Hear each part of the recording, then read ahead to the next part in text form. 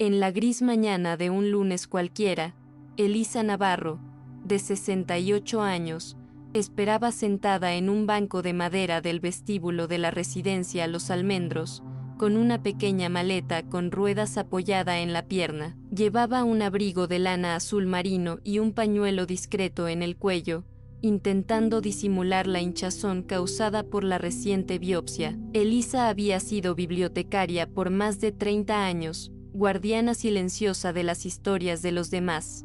Ahora, era solo una anciana más siendo acogida en una residencia de ancianos. Teresa, su hija, ya no le dirigía más que palabras prácticas. Es por tu seguridad, mamá. La casa tiene escaleras. Javier y yo estamos sobrecargados. Aquí estarás mejor. Elisa no respondió. El silencio era su forma de no gritar. La decisión de internarla había sido comunicada, no discutida solo 3 días antes, justo después del diagnóstico de cáncer de mama en estadio 2. Aún intentaba entender cómo, después de tantos años cuidando de otros, podía ser descartada como una carga. Teresa y Javier la dejaron en la puerta con un beso apresurado y una promesa vacía: volvemos el fin de semana. Elisa sabía que esa promesa no se cumpliría. Sentía el abandono infiltrándose como humedad en los huesos.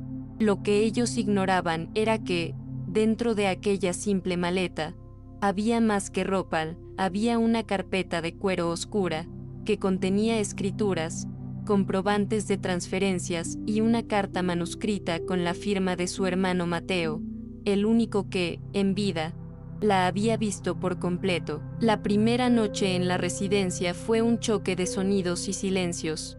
Elisa compartía la habitación con una señora pelirroja y habladora llamada Pilar, que insistió en entablar conversación aún percibiendo que la nueva compañera estaba en otra frecuencia. Pareces de las que leen mucho. Yo leía a Agatha Christie en los tiempos en que mi marido todavía fingía amarme. Elisa solo sonrió con una leve curva en la boca. Pilar no se ofendió, parecía entender el tiempo del duelo, no el duelo por la muerte, sino por el desapego forzado a la propia identidad.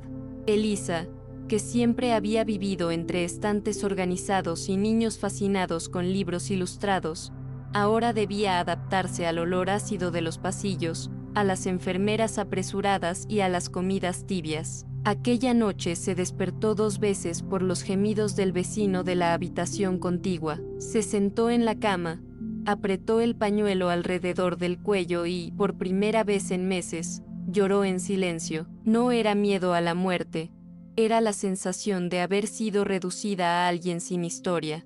En los días siguientes, mientras se acumulaban los exámenes y no llegaban visitas, Elisa comenzó a reorganizar mentalmente los capítulos de su propia vida. Pensaba en Mateo, su hermano mayor, el único que conocía el secreto de su cuenta bancaria robusta, abastecida con inversiones hechas por él antes de fallecer. Úsalo cuando sientas que te han olvidado quién eres, decía la carta que dejó, escondida entre las páginas de un ejemplar de Don Quijote. Elisa nunca había tocado el dinero para sí, prefería transferir cuotas mensuales a su hija, ayudando discretamente con los estudios de los nietos, con las deudas de la casa y hasta con los muebles de la nueva sala que Teresa tanto exhibía en redes sociales. Toda esa ayuda se ofrecía en secreto, sin recibos, sin exigencias. Creía que el amor bastaba para ser recordada. Ahora, comenzaba a darse cuenta de que el amor, solo, no era suficiente cuando los demás estaban dispuestos a borrar la historia que ya no les servía. Poco a poco, Elisa empezó a observar más que a hablar. Recogía pequeños detalles del cotidiano de la residencia, el enfermero con gafas que silbaba canciones de los años 70 al tomar la presión de los pacientes, la señora de la habitación 204 que siempre pedía una segunda porción de pudín, la empleada de limpieza que escondía dulces en el bolsillo del delantal para los residentes más olvidadizos. La vida sucedía ahí dentro de formas sutiles, casi imperceptibles, y Elisa, aunque triste, no era ingrata. En ausencia de su hija y nietos, Empezó a encontrar consuelo en las conversaciones con Pilar, quien se empeñaba en incluir a Elisa en todo, incluso cuando ella no quería participar. La tristeza es como el polvo, si no la sacudes de vez en cuando, cubre todo. Elisa rió por primera vez con aquella frase. Pilar era desordenada, indiscreta y ruidosa, todo lo que ella nunca había sido, y, quizá por eso, empezaba a gustarle tenerla cerca. Fue Pilar, por cierto, quien primero sugirió: ¿por qué no escribes todo lo que sientes? O al menos organizas esos recuerdos que sigues rememorando. Elisa dudó. Habían pasado tantos años desde la última vez que escribió algo personal que su caligrafía casi le resultaba extraña. Pero la semana siguiente, durante una visita al centro de oncología para la primera quimioterapia, pasó por la papelería de la clínica y compró un cuaderno de tapa dura, azul oscuro, sin líneas. Escribió en la contraportada, con letras pequeñas, para que no me borre, y esa misma tarde, acostada en la cama con un leve mareo y la cabeza aún llena del olor químico del medicamento, comenzó a contar la historia que nadie jamás le preguntó. Escribía no para ser leída, sino para recordarse a sí misma que aún era dueña de algo, su narrativa. Elisa escribía principalmente por la noche, cuando los pasillos se vaciaban y el sonido de los televisores disminuía. Las palabras venían despacio al principio, como quien arrastra cajas olvidadas del desván, pero, con el paso de los días, empezó a recuperar recuerdos con una precisión sorprendente: el olor a tinta de las bibliotecas antiguas, la alegría discreta de ver niños fascinados por historias, los almuerzos rápidos entre estantes durante décadas de servicio. También escribió sobre Teresa, no con rencor, sino con un tono melancólico, como quien observa un jarrón agrietado que alguna vez estuvo entero. Recordó cuando su hija le escribía cartas en el colegio, llenas de corazones dibujados, y cómo lloraba en secreto al verla crecer sin poder alcanzarla más. En cada línea, Elisa cosía recuerdos con silencio, intentando entender en qué punto había perdido espacio en su propia familia. En la tercera semana en la residencia, durante una tarde calurosa de marzo, Elisa recibió una visita inesperada. Sofía, su nieta mayor, apareció sola, con el cabello suelto y un libro en las manos. «Mamita, ¿puedo quedarme un rato contigo?», dijo, sin mirar de inmediato a su abuela. Elisa se emocionó con la delicadeza del gesto. No había flores, ni disculpas, solo presencia. Se sentaron lado a lado en la cama estrecha, y durante casi una hora, Sofía habló poco, pero escuchó mucho. Leyó en voz alta un fragmento de Mujercitas, uno de los favoritos de la abuela, y antes de irse, dejó una nota doblada en el cuaderno azul: «Nunca fuiste invisible para mí». Aquella frase rompió algo dentro de Elisa, no de dolor, sino de resistencia. Por primera vez desde que cruzó la puerta de los almendros, pensó seriamente en no solo sobrevivir al abandono, sino en reaccionar a él. Esa misma noche, Elisa abrió la carpeta de cuero que guardaba con tanto celo, esparció los papeles sobre la cama, con el cuidado de quien revisita una cápsula del tiempo.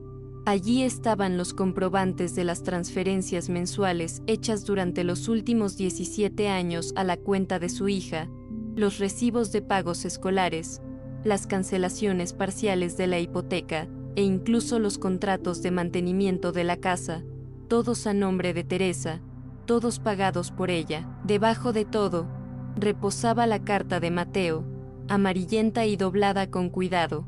Elisa leyó el fragmento final varias veces: «Promete que no dejarás que te borren, aunque vengan desde dentro de tu propia casa». Esa madrugada, Elisa decidió que mantenerse en silencio ya no era un acto de nobleza, sino de autonegación. Ya no debía su invisibilidad a nadie. Al día siguiente, pidió a la enfermera del turno de la mañana usar el teléfono de la administración. Llamó directamente a Álvaro García, abogado de confianza de su hermano y antiguo amigo de la familia.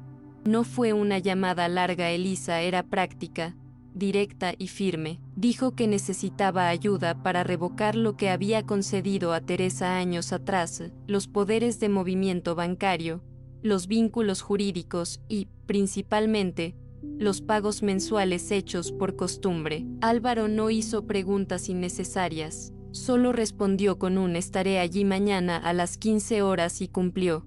Cuando llegó a la residencia con una carpeta negra, traje claro y expresión respetuosa, trató a Elisa con el mismo tono que se usa al hablar con alguien que recuerda quién es. Al final de la visita, con todos los documentos firmados, solo dijo: tu hermano estaría orgulloso. Elisa, por dentro, sabía que tal vez también estaba empezando a estar orgullosa de sí misma. Elisa sabía que interrumpir los pagos traería consecuencias rápidas, y tenía razón. En menos de una semana, Teresa llamó, no para preguntar por su salud, sino para entender por qué no llegó el dinero. La conversación fue corta. Elisa explicó, con calma, que no haría más transferencias y que prefería que cualquier futura negociación se hiciera a través del abogado. Teresa reaccionó con incredulidad, casi ofendida, como si le hubieran quitado un derecho vital. Estás enferma, madre, estás confundida. Elisa respiró profundo.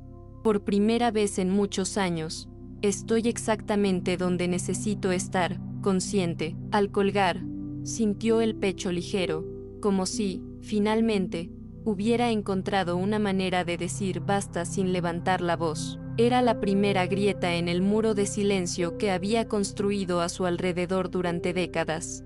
La noticia de la cancelación de las transferencias coincidió, irónicamente, con el inicio de un proceso judicial que Elisa ya esperaba. La hipoteca de la casa de Teresa había entrado en ejecución por incumplimiento. Álvaro confirmó que ella podría comprar el inmueble mediante una sociedad anónima, sin que su nombre apareciera directamente. Elisa dudó durante 2 días, hasta que Pilar, con la sabiduría impetuosa de quien ha vivido lo suficiente para no medir palabras, le dijo: no es venganza si solo estás recuperando lo que siempre fue tuyo. Elisa sonrió. Aquello no era una revancha, era justicia emocional. Entonces autorizó a Álvaro a seguir con el proceso de adquisición. Pocas semanas después, discretamente, la casa donde creció su hija y donde jugaban sus nietos pertenecía legalmente a ella. Y con eso, un nuevo capítulo silencioso empezó a escribirse, no con estruendo, sino con convicción. Durante las sesiones de quimioterapia, Elisa comenzó a bosquejar en el cuaderno azul una idea que parecía, a primera vista, demasiado atrevida para su edad y condición: transformar la antigua casa de su hija en una biblioteca comunitaria. La idea le surgió una mañana en que Pilar le preguntó por qué todavía guardaba tantos libros. Porque siempre han estado conmigo, incluso cuando nadie más estuvo, respondió sin pensar. Pilar no lo entendió completamente, pero dijo que, si algún día abriera una biblioteca, ella sería la primera en inscribirse. Elisa sonrió. Era solo una semilla, pero floreció rápido. En las semanas siguientes, entre sesiones, náuseas y visitas de Sofía, que ahora aparecía casi todos los jueves, Elisa hizo listas de autores, temas, eventos que quería promover. Por primera vez desde que fue internada, soñaba con algo más que sobrevivir. Con ayuda de Álvaro, contrató un pequeño equipo de reformas para adaptar el inmueble, ahora vacío, en un espacio acogedor y accesible. Pidió que mantuvieran las habitaciones principales, pero que abrieran las ventanas de la sala e instalaran estanterías alrededor de las paredes. Las repisas debían ser de madera clara, el suelo de cerámica fría. Nada muy sofisticado, solo funcional, bonito y silencioso. El nombre del proyecto fue lo único que no tuvo que pensar: Biblioteca Mateo Navarro, en honor a su hermano que siempre le enseñó a no dejar que el mundo silencie su esencia. Cuando las primeras cajas con libros donados comenzaron a llegar, Elisa lloró sola en la habitación, apretando el pañuelo en el regazo como si fuera un trofeo. Pilar la abrazó sin hacer preguntas. «Estás volviendo a casa sin salir de aquí», dijo, y por primera vez, Elisa sintió que era exactamente eso lo que estaba haciendo. El día de la inauguración de la biblioteca, Elisa llegó con el cabello corto y los ojos cansados, pero vestía su blusa blanca favorita y un broche de girasol en el pecho, regalo de Sofía en su última visita. El evento fue sencillo, pocos invitados, algunos vecinos curiosos, niños de la escuela del barrio y 2 profesores que conocieron a Elisa cuando aún era bibliotecaria en la ciudad. No pronunció discursos, solo abrió las puertas y se quedó observando, de pie junto a la ventana, mientras los primeros visitantes exploraban el espacio. Cuando una niña pequeña se sentó en la alfombra redonda de la sala de lectura y comenzó a hojear un libro ilustrado, Elisa sintió las lágrimas brotar. Allí, en ese gesto casi invisible, había más sentido que en todos los años de silencio y sacrificio. Por primera vez, algo nacido de ella existía fuera del control de su hija, y era bueno. Fue al final de la tarde, cuando la mayoría ya se había ido, que Teresa apareció. Llegó sola, visiblemente incómoda, con el cabello recogido apresuradamente y una expresión entre curiosidad y culpa. Elisa la vio cruzar la puerta, dudar unos segundos y caminar hasta la entrada con pasos cautelosos.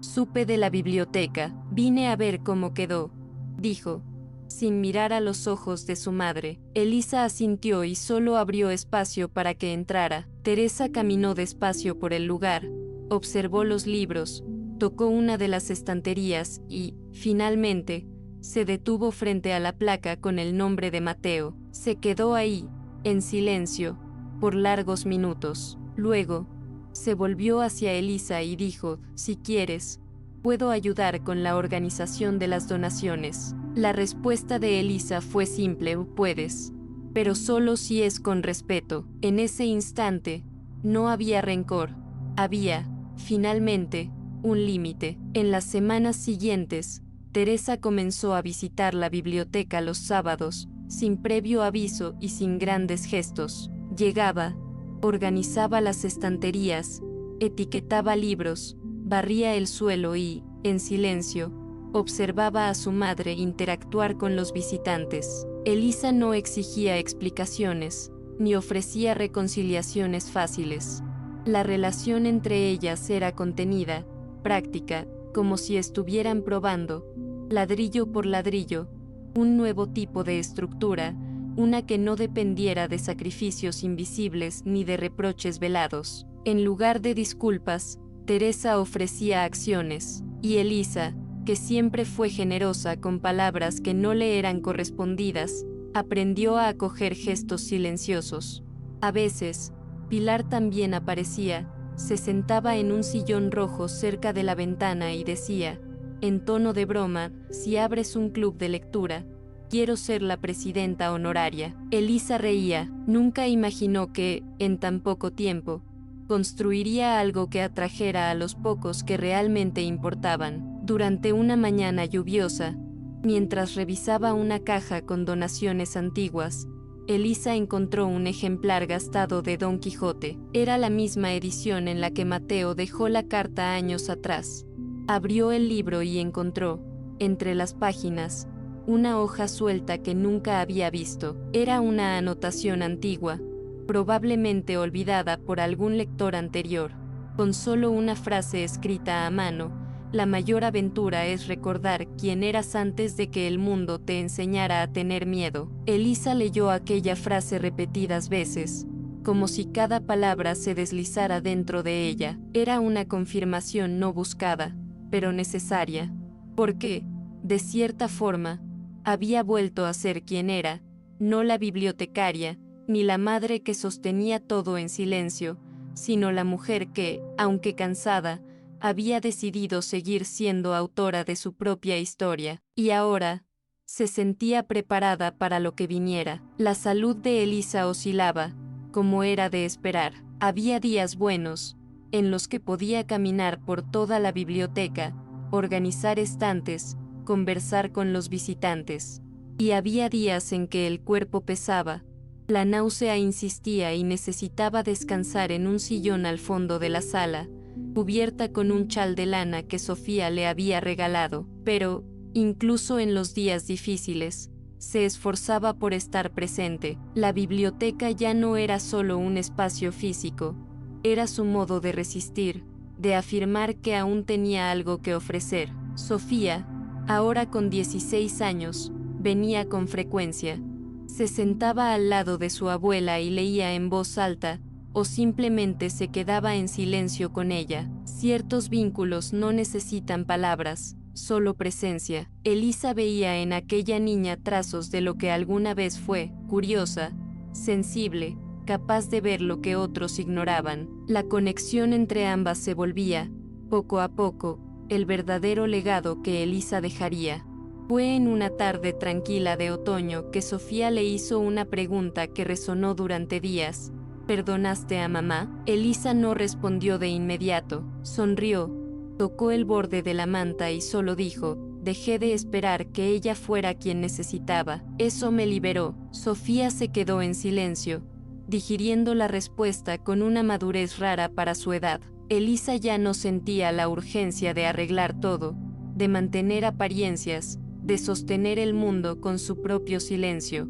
Ahora entendía que parte de la cura venía de aceptar que algunas relaciones solo funcionan cuando se aprende a establecer límites. No guardaba rencor, guardaba lecciones. Y si Teresa estaba intentando cambiar, que viniera con el tiempo. Ya no construiría puentes sola. Por primera vez, sabía que merecía ser encontrada a mitad de camino. Un sábado, la biblioteca recibió a un grupo de niños de la escuela municipal, acompañados por una profesora de artes llamada Lidia.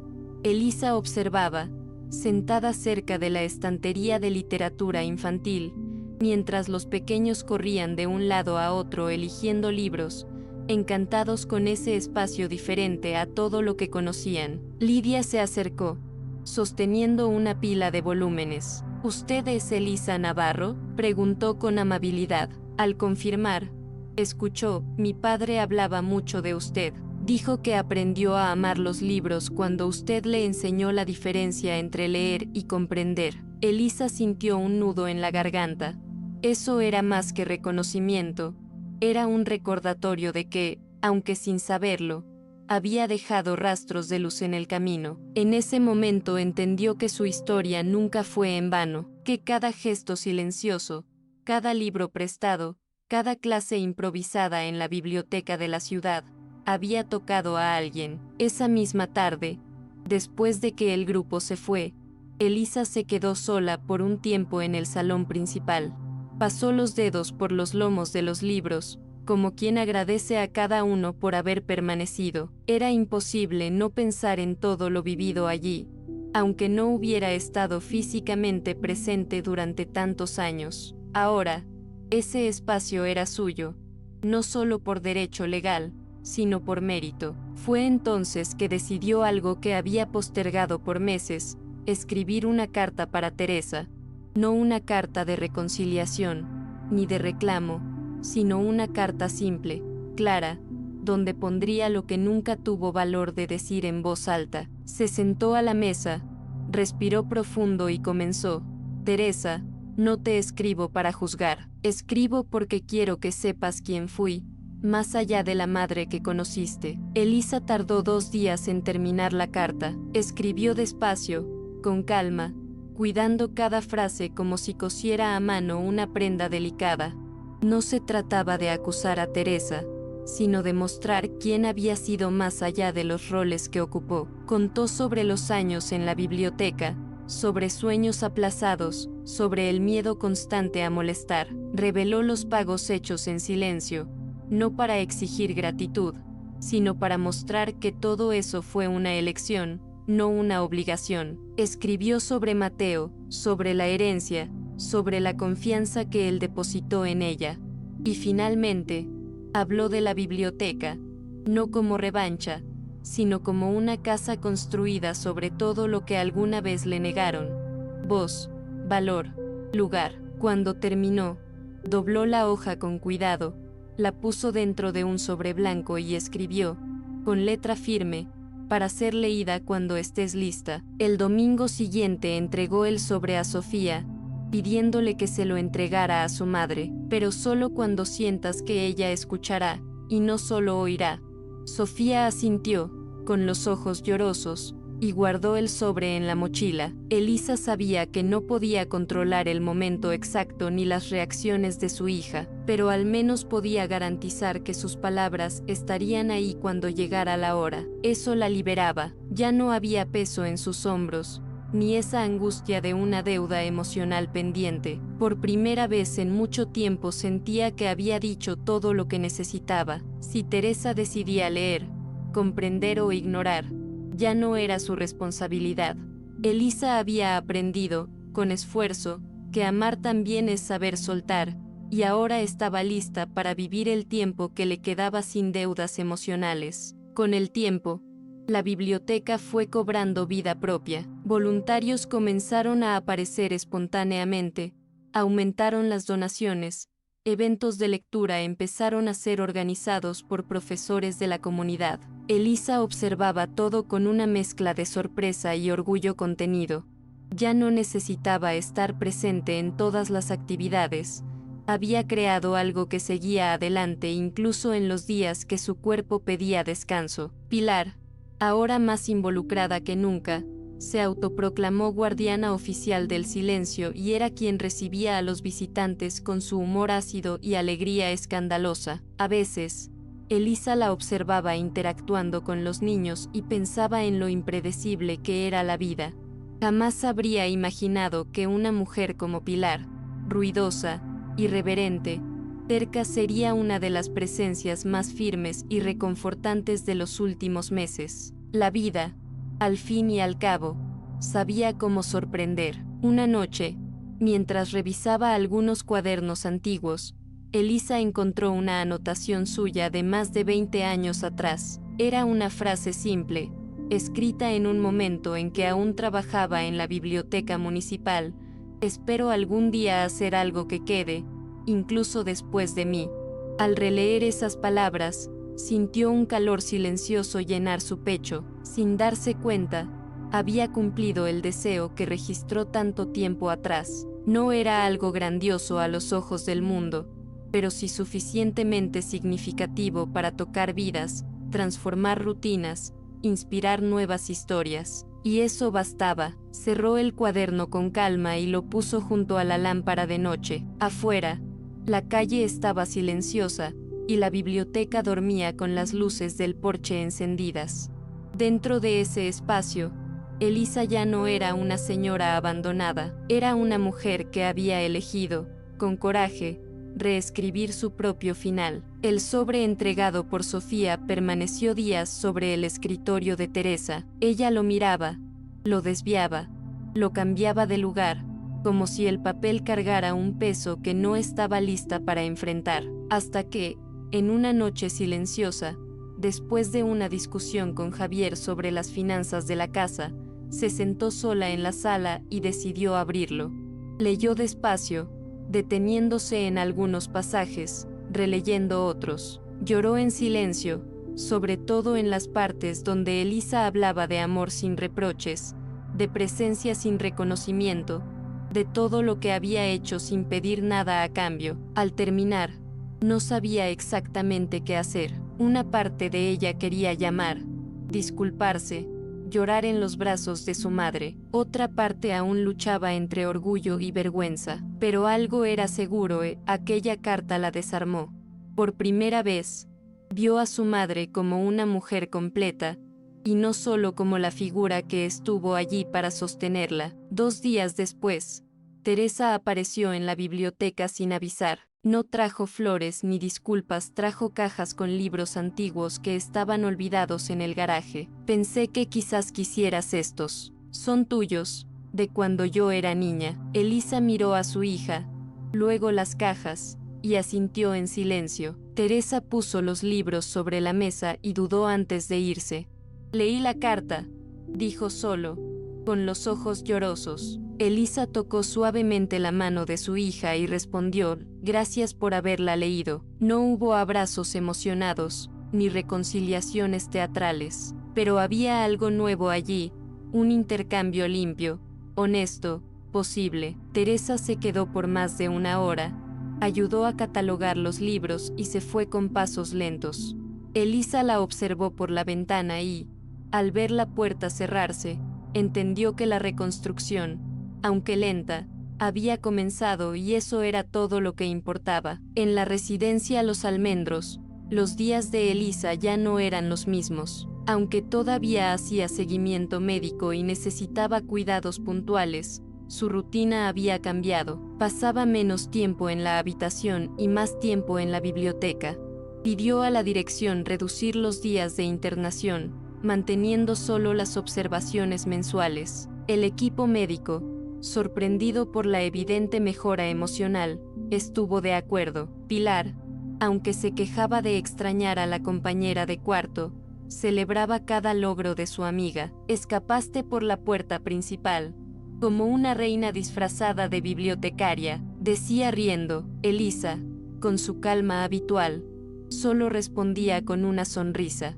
Interiormente sabía que esa decisión era una forma de recuperar lo que le habían arrancado, la autonomía. Con la nueva rutina, Elisa volvió a caminar por el barrio donde vivió tantos años. Algunas tiendas habían cambiado, rostros conocidos ya no estaban, pero aún así había un sentimiento de pertenencia que calentaba el pecho. Un día se detuvo frente a un puesto de diarios y compró un ejemplar del periódico local.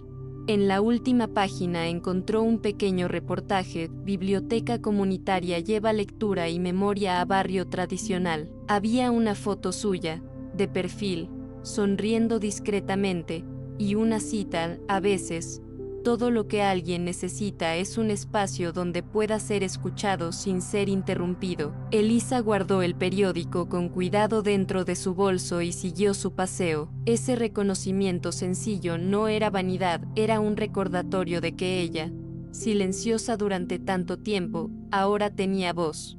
Y más que eso, tenía historia. En una tarde de cielo claro, Elisa organizaba una ronda de lectura con niños del barrio cuando percibió un movimiento diferente en la puerta. Era Javier, el yerno, parado con una expresión indescriptible y una caja en los brazos. Entró despacio, como quien pisa territorio desconocido. Le entregó la caja sin decir mucho. Son algunos libros de la oficina. Pensé que podrían ser útiles aquí. Elisa agradeció con un gesto contenido y lo acompañó hasta la sala principal. Javier, un hombre acostumbrado al control, parecía desconcertado ante aquel espacio vivo, lleno de voces infantiles y estanterías coloridas. Finalmente, antes de salir, dijo: Teresa, ha hablado mucho de usted. Creo que esta biblioteca cambió más que solo la calle. Elisa no respondió de inmediato. Solo lo miró con serenidad. Ya no necesitaba probar nada. Los cambios estaban sucediendo y eso bastaba. Después de que Javier se fue, Pilar apareció con 2 vasos de té helado y se sentó junto a Elisa, observando el movimiento de la biblioteca. ¿Quién lo diría? Tú, esta mujer de pasos pequeños, lograste abrir ventanas incluso en quienes vivían con las cortinas cerradas. Elisa rió, removiendo despacio el vaso. Solo quería dejar algo bueno antes de irme. Pilar la miró con firmeza. Tú todavía estás aquí, y eso ya es suficiente. Elisa no respondió, pero sintió el peso y el afecto de la frase posarse sobre sus hombros como una manta. Tenía plena conciencia de que el tiempo era limitado, que el cuerpo ya no respondía como antes, pero también sabía que la vida ya no se medía en diagnósticos. Cada día allí, entre libros, risas y reencuentros silenciosos, era una forma de permanencia. Con el fin del otoño, llegó el cansancio más frecuente, los exámenes más duros y los días en que el cuerpo pedía silencio absoluto. Elisa empezó a alternar la biblioteca con largas tardes en casa, escribiendo cartas cortas, dejando pequeñas notas en los libros, garabateando recuerdos en cuadernos que luego escondía en las estanterías. No eran despedidas formales, eran pedazos de memoria, registros sutiles de quién fue y de lo que quería que permaneciera. Sofía, al percibir el ritmo de su abuela, comenzó a venir con más frecuencia. Se sentaba a su lado para organizar fichas, o simplemente se quedaba callada, leyendo. En esos momentos, Elisa sentía una paz que ni los mejores analgésicos podían ofrecer. Era como si aquella joven estuviera absorbiendo su historia sin prisa, página por página. Fue en una mañana especialmente fría cuando Elisa pidió algo inusual. Llamó a Álvaro y le pidió que gestionara la escritura de la biblioteca con un anexo muy específico, que, tras su muerte, el espacio no fuera vendido, alquilado o alterado sin la aprobación directa de Sofía. Ella sabrá qué hacer, dijo con convicción. Álvaro, que para entonces ya conocía bien el tono firme y ponderado de Elisa, no cuestionó, solo respondió, será como quieras. Al colgar, Elisa se recostó en el sillón, cerró los ojos unos minutos y sonrió, no porque estuviera lista para partir, sino porque finalmente sentía que dejaba todo en el lugar correcto, sin deudas afectivas, sin palabras atoradas, sin pertenencias fuera de lugar. Esa misma semana, Teresa pasó por la biblioteca sin avisar. Traía en las manos un pote con sopa casera y un sobre blanco, esta vez escrito por ella. Se lo entregó a su madre con un gesto contenido y se quedó en silencio, observándola hojear uno de los libros de la estantería. Elisa tomó el sobre, pero no lo abrió de inmediato. Prefirió solo agradecer y convidarla a sentarse. Ambas se quedaron lado a lado, como tantas otras veces, pero ahora sin el peso del pasado entre ellas. Teresa, con voz baja, confesó, no sabía todo, y quizás no merezca este lugar en tu vida, pero quería intentarlo. Elisa no dijo ni sí ni no, solo la miró y respondió con sinceridad, entonces intenta, sin prisa, solo no desaparezcas de nuevo. Más tarde, sola en casa, Elisa abrió el sobre. No era una carta larga, ni emotiva, era directa, honesta, llena de frases cortadas y palabras tachadas, pero en medio del papel, una frase le hizo respirar más profundo, nunca te vi por completo, y ahora que te veo, quiero conocerte de nuevo. Elisa apoyó la carta en el pecho, cerró los ojos y sintió que esa era la mayor reconciliación que podría tener, no un pedido de perdón, sino una disposición real a verla como mujer, como ser humano. No habría arreglo perfecto para los años pasados, y estaba bien. Lo que había a partir de allí era una oportunidad real de proximidad construida sobre respeto, y eso era más que suficiente. El invierno llegó silencioso, con sus mañanas húmedas y tardes más cortas. Elisa ya no podía ir a la biblioteca todos los días, pero seguía todo a distancia, por mensajes de Pilar, recados de Sofía y notas dejadas por voluntarios. La comunidad había abrazado el proyecto con fuerza, no solo como un centro de lectura, sino como un espacio de afecto, pertenencia y memoria. En una de las últimas veces que visitó el lugar, encontró a una niña sentada en el suelo, leyendo en voz alta para una compañera con dificultades. Se quedó parada observando, y cuando la niña notó su presencia, dijo, esta historia es sobre una señora que hace una biblioteca mágica, ¿sabías? Elisa solo sonrió, dejó que la fantasía ganara espacio. En algún nivel, eso era exactamente. Una noche, Sofía llegó a casa y encontró a su abuela dormida en el sillón de la sala, con un libro abierto en el regazo y la carta de Teresa a un lado. No quiso despertarla, solo le cubrió los hombros con la manta y se quedó allí, en silencio, sosteniendo su mano. Se quedaron así por largos minutos, hasta que Elisa abrió los ojos, cansada, pero aún presente. ¿Estás bien, mamita?, preguntó. Elisa asintió despacio. Sí, creo que finalmente logré dejar todo en su lugar. En esa frase no había pesar, solo una leveza tranquila. Elisa no se había ido, aún estaba allí, firme, pero serena, preparada para el tiempo que le quedaba, sin pendientes, sin ataduras, con todo lo esencial en el lugar correcto, la dignidad, el amor y su propia historia. La semana siguiente, Sofía organizó un evento discreto en la biblioteca. Invitó a niños, vecinos, profesores y hasta a Pilar, que llegó con un vestido morado y una corona de flores hecha a mano. Ella pensaría que esto es cursi, pero se reiría, dijo. En el centro de la sala, una pequeña placa fue fijada en la pared para Elisa Navarro, que nos enseñó que el silencio también puede ser una forma de resistencia. Allí, entre estantes cargados de memorias, la presencia de Elisa continuaba, no como sombra, sino como semilla, y en ese espacio de ladrillos simples, nació un nuevo capítulo. Sofía, ahora con mirada más madura, comenzó a liderar los encuentros de lectura.